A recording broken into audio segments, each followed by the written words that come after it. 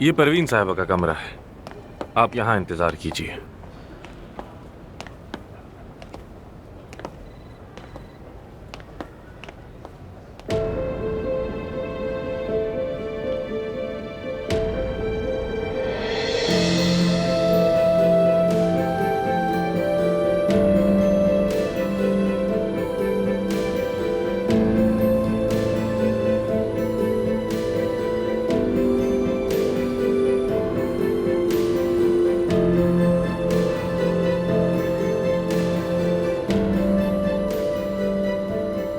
ये तो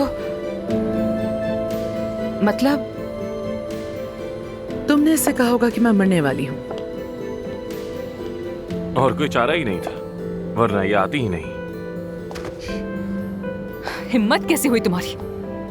इसका जवाब देना पड़ेगा तुम्हें, छोड़ूंगी नहीं मैं तुम्हें। इसका कसूर नहीं, मैंने इससे कहा था कि तुम्हें हर हाल में लेकर आए।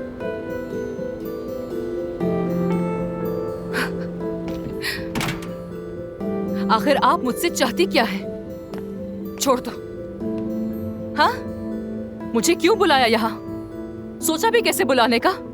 बेटा मैं तो सिर्फ तुम्हें इतना बताना नहीं सुनना चाहती थी कि मुझे कुछ नहीं सुनना, नहीं चाहती हूँ। आपने क्या सोचा, खुद को क्या समझती है? कितनी खुदगर्ज है कि जब दिल चाहता है किसी की जिंदगी से उठकर चली जाती है और जब दिल चाहता है तो वापस आ जाती है। किस किस्म की औरत है आप? आपको शर्म आनी चाहिए। इतने बरसों में कभी पलटकर आपने इसकी खबर ली है? इस बदतमीज लड़की से कहो कि यहाँ से निकल जाए। जिसे आप बदतमीज कह रही हैं, इसी के पेरेंट्स ने मुझे बचपन से पाला है। उन्होंने ही मुझे सहारा दिया।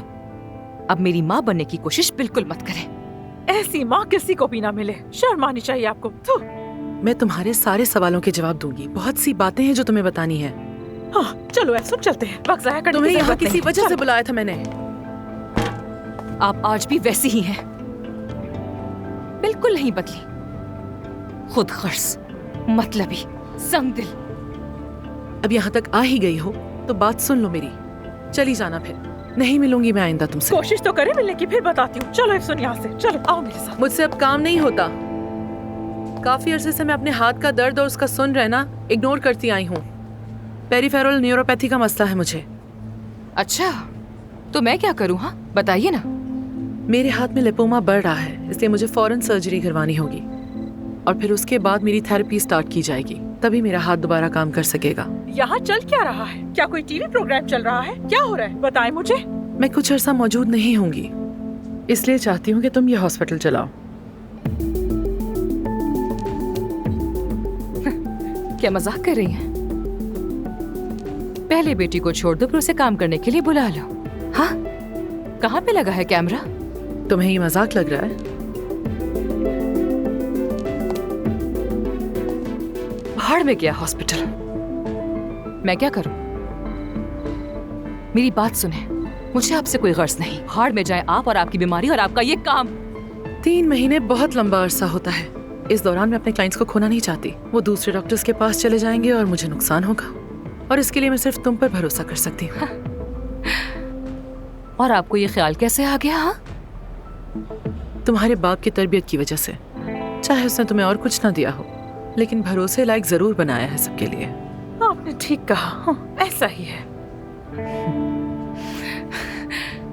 मुझे बिल्कुल समझ नहीं आ रहा।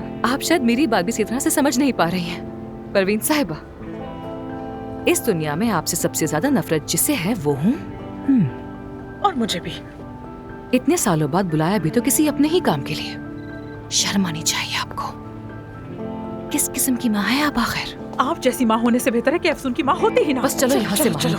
मैं तुमसे फार्म वापस ले लूंगी।